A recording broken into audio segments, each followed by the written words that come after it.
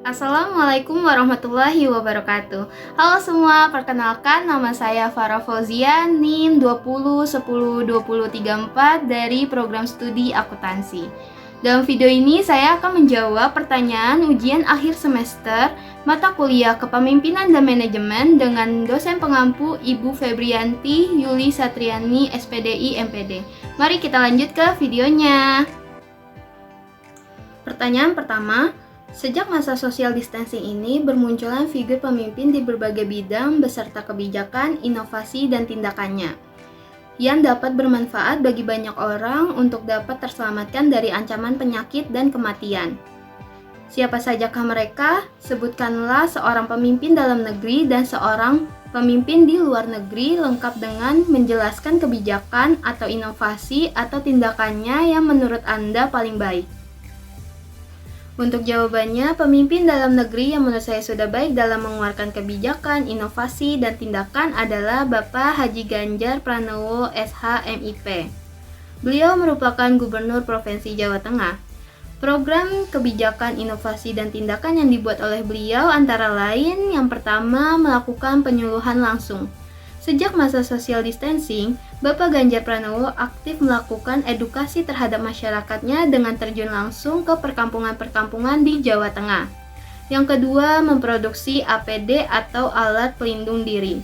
Di tengah kelangkaan alat pelindung diri atau APD di Jawa Tengah, Bapak Ganjar Pranowo mengusulkan untuk membuat APD sendiri dengan mencari bahan sebagai standar pembuatan APD. Yang ketiga adalah gerakan 35 juta masker untuk Jawa Tengah. Program tersebut dibuat dengan mengerahkan seluruh pihak terkait seperti desainer, pengusaha konveksi, dan juga penjahit untuk membuat 35 juta masker kain yang dapat dijual dengan harga terjangkau. Dan yang terakhir adalah Jogo Tonggo, yaitu program untuk para rukun warga atau RW, di mana beliau bertugas untuk mengimbau masyarakatnya agar saling menjaga dan peduli terhadap tetangga-tetangga yang terkena COVID-19. Selanjutnya, pemimpin di luar negeri yang menurut saya sudah baik pada masa social distancing adalah Ibu Tsai Ing-wen.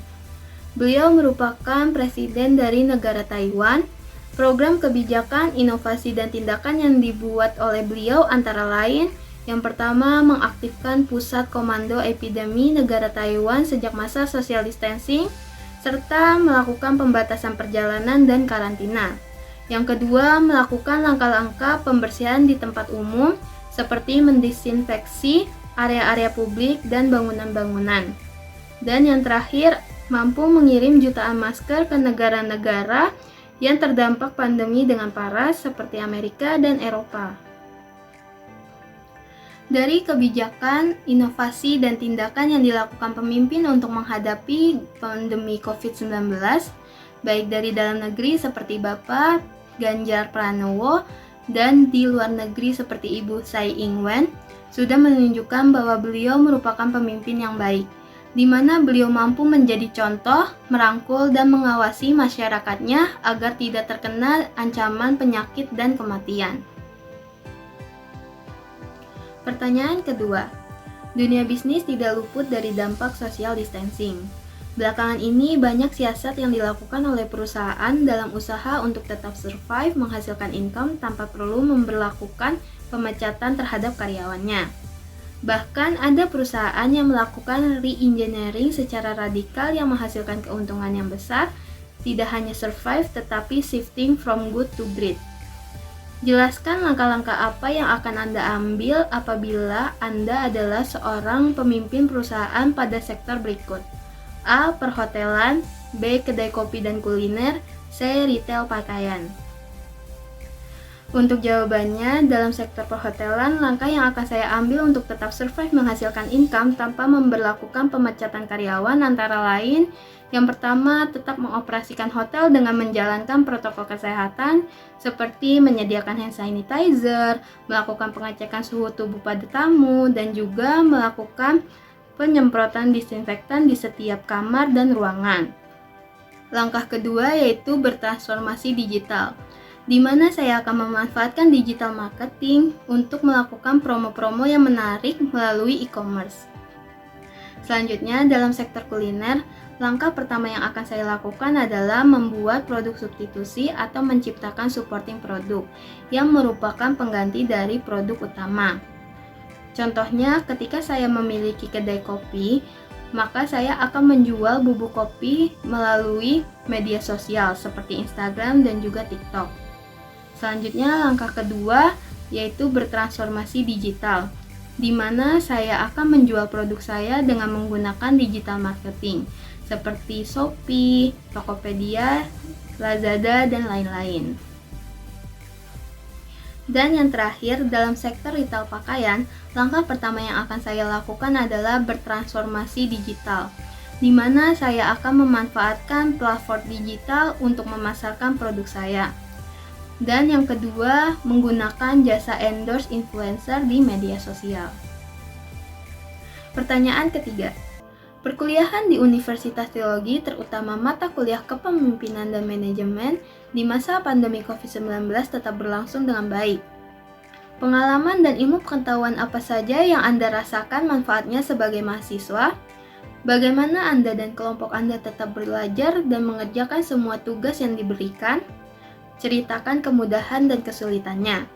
Bagaimana pula menurut Anda sebaiknya persiapan karyawan, dosen, dan mahasiswa teologi menghadapi new normal di kampus Universitas Teologi?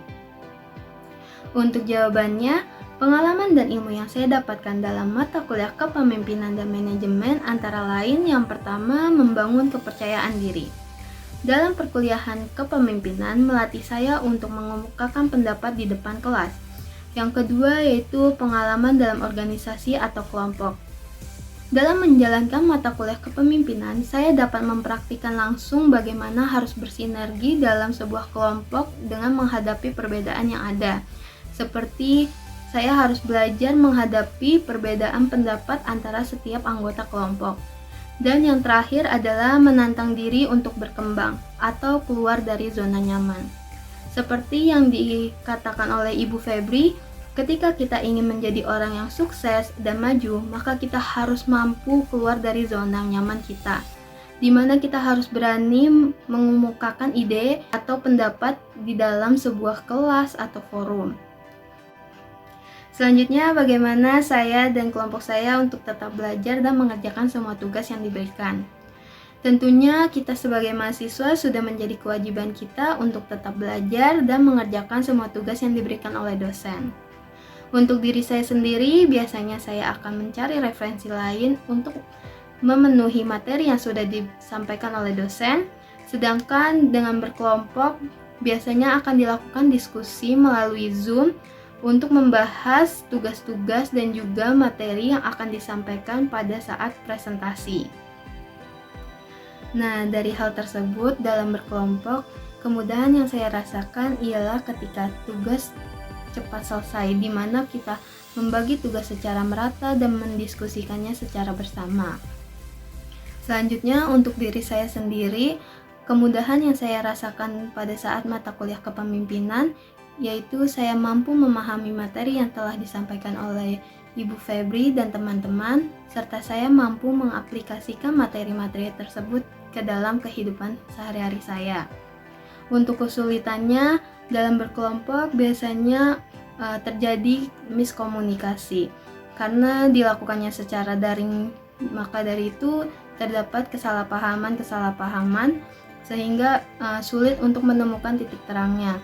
Dan untuk diri saya sendiri, kesulitan dalam menjalankan mata kuliah kepemimpinan masih adanya rasa takut dalam menyampaikan pendapat saya di depan kelas. Selanjutnya, pendapat saya tentang bagaimana menghadapi new normal di Universitas Teologi baik untuk karyawan, dosen, dan juga mahasiswa. Menurut saya, untuk menghadapi new normal tentu saja kita harus tetap menjalani protokol kesehatan seperti menggunakan masker, membawa hand sanitizer, dan juga menjaga jarak tentunya. Untuk fasilitas kampus sendiri, sebaiknya disediakan alat pengecek suhu tubuh, wastafel untuk cuci tangan, dan juga melakukan penyemprotan disinfektan di setiap ruangan kelas dan area-area kampus Universitas Trilogi. Sekian video ini saya sampaikan, lebih kurangnya mohon maaf. Wassalamualaikum warahmatullahi wabarakatuh.